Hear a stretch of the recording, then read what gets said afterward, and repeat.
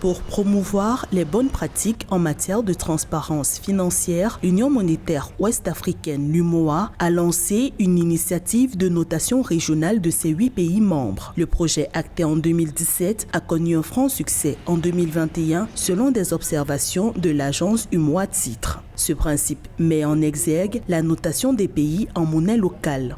Donc évidemment, si vous avez un niveau de réserve des devises qui est faible et une politique de crédit, une politique de transfert de devises qui est restrictive, forcément les notes seront faibles. Ceci dit, ces contraintes n'existent pas en notation en monnaie locale. C'est la raison pour laquelle la notation en monnaie locale va permettre d'établir la vraie qualité de crédit intrinsèque de l'entité notée.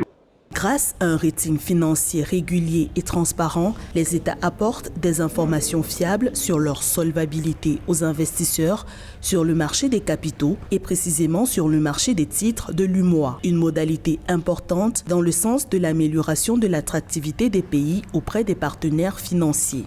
Les conditions de prêt correspondent à votre capacité de remboursement. Donc évidemment, celui qui représente plus de risques, on prendra un peu plus de précautions en demandant certainement des garanties ou en mettant des taux d'intérêt qui sont plus élevés, histoire de rentrer plus rapidement dans le capital.